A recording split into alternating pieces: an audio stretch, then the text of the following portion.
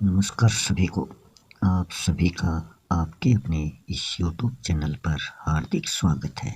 आज हम एनसीईआरटी कक्षा 11 की जो आरोह भाग 1 अनिवार्य हिंदी की पुस्तक है उसका अध्याय नंबर 15 प्रस्तुत कर रहे हैं।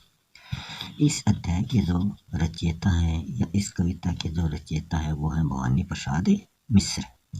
भवानी प्रसाद मिश्र का जन्म 1913 ईस्वी को टिगरिया गांव होशंगाबाद मध्य प्रदेश में होता है।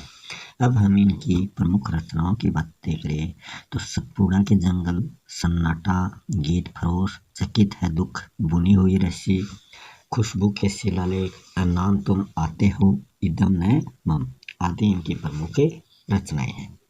फिर इनको कौन कौन से सम्मान मिले हैं उनके बारे में बातें करते हैं। साहित्य अकादमी इनको मिला, मध्य प्रदेश शासन का शिखर सम्मान मिला, दिल्ली प्रशासन का गाली पुरस्कार इनको मिला और पद्मश्री भी इनको प्राप्त हो चुका है।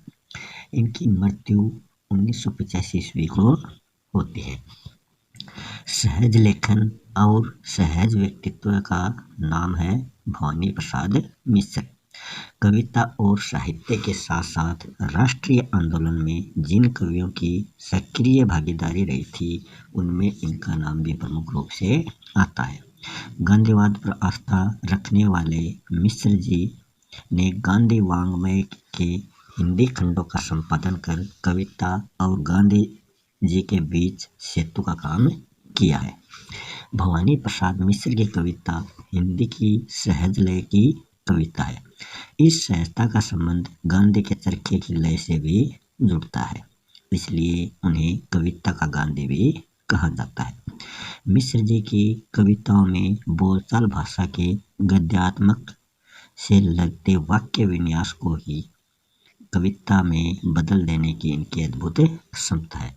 इसी कारण इनकी कविता सहज और लोग के अधिक करीब है।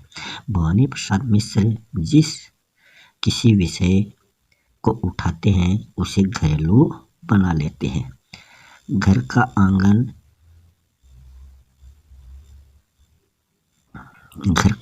घर के आंगन का पौधा, शाम और दूर दिखती पहाड़ की नीली चोटी भी जैसे परिवार का एक अंग हो जाती है। वृद्धावस्था और मृत्यु के प्रति भी एक आत्मीय स्वर उनकी रचनाओं में देखने को मिलता है। उन्होंने प्रौढ़ प्रेम की कविताएं भी लिखी हैं जिनमें उद्दाम श्रृंगारिकता की बजाय सहज जीवन के सुख दुख और प्रेम की व्यंजना प्रदर्शित की गई है। नवी कविता के दौर के कवियों में मिश्र जी के यहाँ व्यंग्य और क्षोभ भरपूर है, किंतु वह प्रतिक्रियापरक न होकर सृजनात्मक है। गांधीवाद पर आस्था रखने के कारण उन्होंने अहिंसा और सहनशीलता की रचनात्मक अभिव्यक्ति दी है। घर की याद कविता में घर के मर्म का उद्घाटन इन्होंने किया है। कवि को जेल प्रवास के दौरान घर से विस्थापन की पीड़ा सालती रहती है। कवि के स्मृति संसार में उसके परिजन एक एक कर शामिल होते चले जाते हैं। घर की अवधारणा की सार्थक और मार्मिक याद कविता की केंद्रीय संवेदना मानी जाती है। अब हम इस अध्याय में आए हुए कुछ महत्वपूर्ण जो शब्द हैं उनके अर्थ जान लेते हैं। नजर में तिर रहा मतलब आंखों में तैर रहा। पूर है जो मतलब वह घर जो परिपूर्ण है यानी खुशियों से भरा पूरा है। परिताप होता है बहुत अधिक दुख। नवनीत होता है मक्खन। हेटे होता है गुण या हीन। लेख होता है परंपरा। अब हम ये कविता शुरू करते हैं। घर की याद कविता है, शुरू करते हैं। पहले इसका पद्य रूप में पढ़ेंगे, उसके बाद में इसका हिंदी अर्थ या हिंदी अनुवाद करेंगे। आज पानी गिर रहा है, बहुत पानी गिर रहा है, रात भर गिरता रहा है, प्राण मन गिरता रहा है।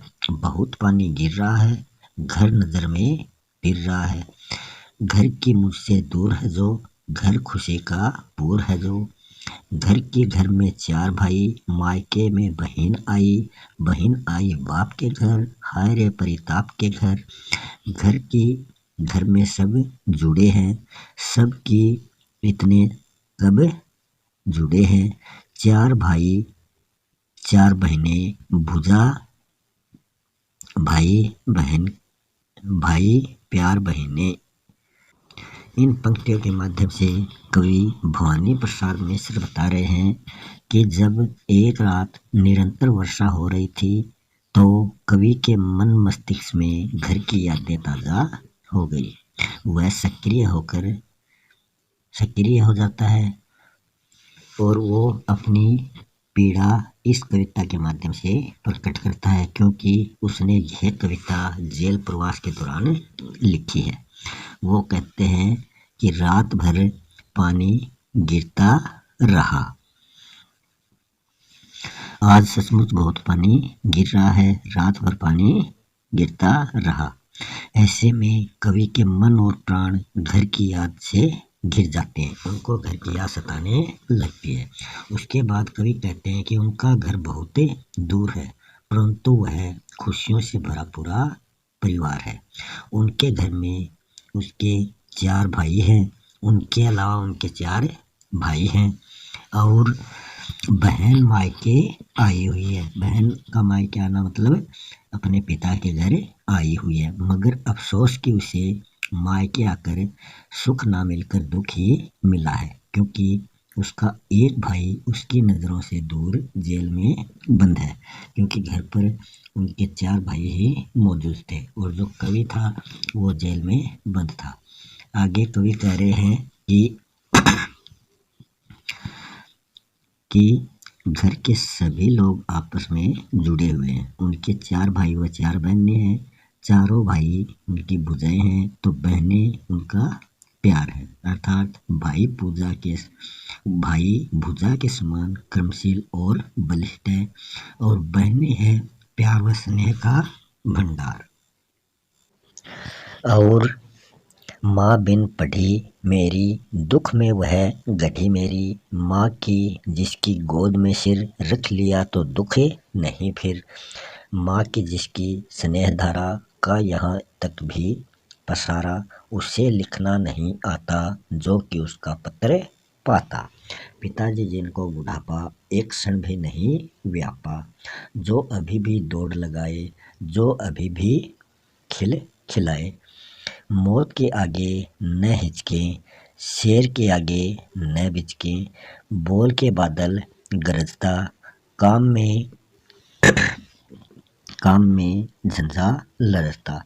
तो इन पंक्तियों के माध्यम से कवि अपने मन के भावों की पीड़ा को व्यक्त करते हुए कहते हैं कि मेरी माँ अनपढ़ है, उसने बहुत कष्ट सहन किए हैं। यदि उसकी गोद में सिर रख लिए तो फिर दुख बाकी नहीं रह जाता। अर्थात कवि कहता है कि उसे उसकी माँ की गोद में सारे सुख मिल जाते हैं। माँ का स्नेह इतना व्यापक और शक्तिशाली है कि जेल में भी कवि उसे अनुभव कर रहा है।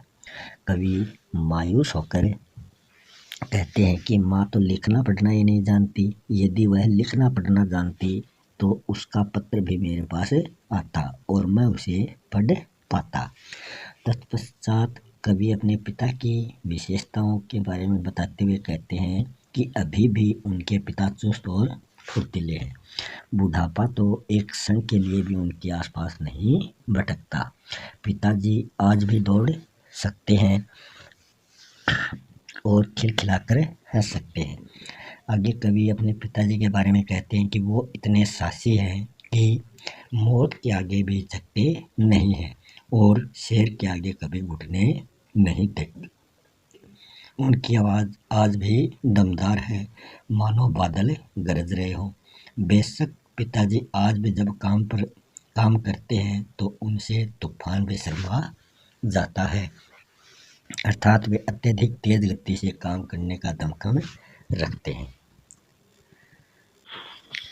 आज गीता पाठ करके, दंड 260 करके, खुद मुगदर हिला लेकर, मूठ उनके मिला लेकर, जब कि नीचे आए होंगे, नैन जल से छाए होंगे। हाय पानी गिर रहा है, घर नजर में तिर रहा है। कारावास के दौरान कवि भवानी प्रसाद मिश्र को घर की याद आती है तो वो अपने पिता के बारे में कहते हैं कि आज भी उनके पिता गीता पाठ करके 260 दंड बैठक अर्थात उठक बैठक लगाकर व्यायाम करते हैं। मुग्दर जो व्यायाम करने का एक उपकरण होता है उसको हिलाकर उनकी मुट्ठों को मिलाकर जब वे नीचे आए होंगे तो उनकी आंखों से आंसू छलके होंगे। अर्थात कवि कहते हैं कि मुझे याद करके पिताजी की आंखें नम हो गई होंगी। आगे कहते हैं कि पानी बहुत गिर रहा है और उस कवि को घर की याद भी बहुत आ रही है। आगे 4 भाई 4 बहनें बुझा भाई प्यार बहनें खेलते या खड़े होंगे नजर उनको पड़े होंगे।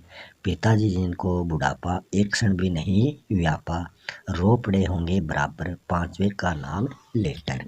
इन पंक्तियों के माध्यम से कवि कहते हैं कि घर में 4 भाई व 4 बहनें हैं। चारों भाई भुजाएं हैं तो बहनें उनका प्यार है। अर्थात भाई भुजा के समान कर्मशील और बलशाली हैं तो बहनें प्यार व स्नेह की मूर्ति हैं।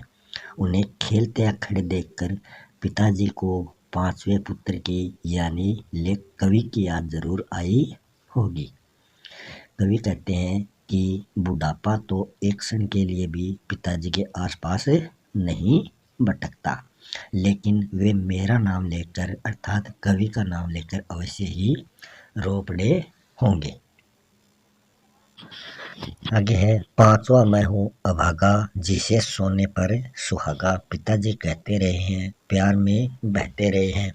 आज उनके स्वर्ण बेटे लगे होंगे उन्हें हेटे क्योंकि मैं उन पर सुहागा बंधा बैठा हूँ अभागा। और माँ ने कहा होगा दुख कितना बहा होगा आँख में किस लिए पानी वहाँ अच्छा है भवानी। वह तुम्हारा मन समझकर और अपनापन समझकर गया है सो ठीक ही है यह तुम्हारी लेख ही है। पाँव जो पीछे हटाता कोख को मेरी लजाता। इस तरह हो न बच्चे रो पड़ेंगे और इस तरह न हो कच्चे रो पड़ेंगे सभी बच्चे। तो इन पंक्तियों के माध्यम से कवि भवानी प्रसाद मिश्र कहते हैं कि वह अपने पिताजी का 5वां अभागा पुत्र है। वे उनके साथ नहीं है लेकिन पिताजी की नज़रों में वो सबसे प्यारे हैं। जब भी घर में कवि के बारे में चर्चा चलती है तो उनके पिताजी भावुक हो जाते हैं। आज पिताजी को अपने सोने जैसे बेटा तुच्छ लगा होगा क्योंकि अभाग्यवश उनका सबसे प्यारा बेटा उनसे दूर जेल में बंद है। कवि कहते हैं कि माँ ने पिताजी को समझाया होगा और समझाते वक्त उनके मन में भी बहुत दुख हुआ होगा। माँ की आंखों से आंसुओं की धारा बही होगी और वह पिताजी से कह रही होंगी कि जेल में मेरा बेटा बहुत अच्छा है भवानी। तुम्हें आंसू बहाने की कोई जरूरत नहीं वह आपके बताए मार्ग पर ही चल रहा है और यही उसके जीवन का उद्देश्य है। यह तुम्हारी ही परंपरा है और ठीक भी है। आगे कवि कहते हैं कि माँ पिताजी को समझाती हुई कहती है कि यदि वह आगे बढ़कर पीठ दिखाता या वापस आ जाता तो यह मेरे लिए लज्जा की बात होती। अतः तुम्हें अत्यधिक कमजोर होने की ज़रूरत नहीं है। अगर तुम इस तरह रोगे तो घर के दूसरे बच्चे भी रोने लगेंगे अर्थात वे भी कमज़ोर हो जाएंगे टूट जाएंगे। आगे है पिताजी ने कहा होगा हाय कितना सहा होगा। कहाँ मैं रोता कहाँ हूँ धीर में खोता कहाँ हूँ। हे सजीले हरे सावन हे कि मेरे पुण्य पावन। तुम बरस लो वे न बरसे 5वें को वे न तरसे। मैं मज़े में हूँ सही है घर नहीं हूँ बस यही है किंतु यह बस बड़ा बस है इसी बस से सब वीरस है। किंतु उनसे यह न कहना उन्हें देते धीर रहना उन्हें कहना लिख रहा हूँ उन्हें कहना पढ़ रहा हूँ। काम करता हूँ कि कहना, नाम करता हूँ कि कहना, चाहते हैं लोग कहना, मत करो कुछ शौक कहना। तो इन पंक्तियों के माध्यम से कवि कहते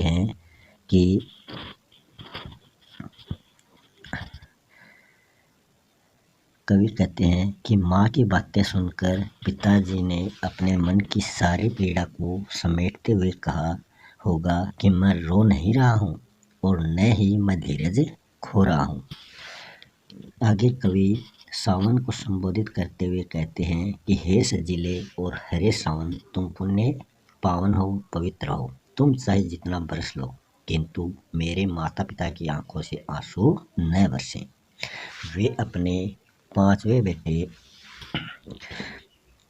की याद में दुखी न हो। वह मजे में है, उन्हें सिर्फ इतना अंतर है कि मैं घर पर नहीं हूँ। उनको कहना कि वो आपका बेटा वहाँ पर मजे में है। इस वियोग में मेरा जीवन दुख में हो गया है, मैं अलगाव का नरक भोग रहा हूँ। आगे कवि सावन को संबोधित करते हुए कहते हैं कि तुम मेरे माता पिता मेरे कष्टों को के बारे में नहीं बताना, तुम उन्हें धीरज देते हुए कहना कि तेरा बेटा जेल में भी लिख पढ़ रहा है। उन्हें कहना कि यहाँ वह यहाँ काम कर रहा तथा अपने देश का नाम रोशन कर रहा है। और कहना, मस्त हूँ मैं, काटने में व्यस्त हूँ मैं, वजन 70 शेर मेरा और भोजन ढेर मेरा, कूदता हूँ खेलता हूँ, दुख डटकर ठेलता हूँ। और कहना, मस्त हूँ मैं, यूं न कहना अस्त हूँ मैं। तो कवि इन पंक्तियों के माध्यम से अपनी पीड़ा व्यक्त करते हुए कहते हैं कि मेरे घर वालों को यह बताना कि मैं यहाँ मतलब कारावास में मस्त हूँ, अर्थात सुखी हूँ। मैं यहाँ सूत काटने में व्यस्त रहता हूँ और मेरा वजन भी 70 शेर हो गया है और मेरे पास खाने पीने के लिए ढेर सारा भोजन यहाँ पर रखा हुआ है।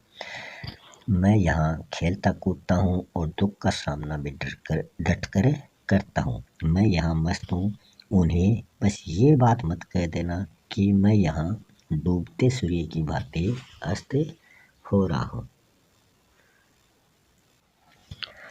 हाय रे, ऐसा न कहना कि जो वैसा न कहना, कह न देना जागता हूँ, आदमी से भागता हूँ, कह न देना मौन हूँ मैं, खुद न समझूं कौन हूँ मैं, देखना कुछ बक न देना, उन्हें कोई शक न देना।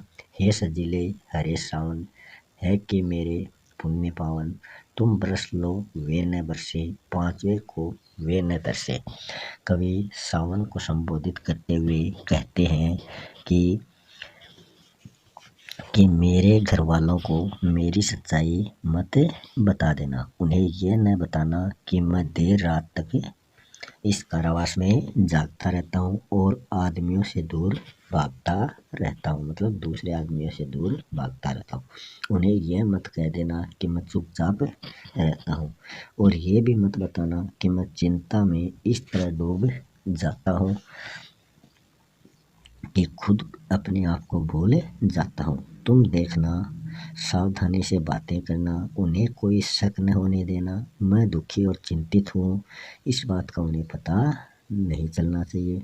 उसके बाद कवि सावन को संबोधित करते हुए कहते हैं कि हे सजीले और हरे सावन, तुम पुण्य पावन हो, तुम चाहे जितना बरस लो, किंतु मेरे माता पिता की आंखों से आंसू न बरसे।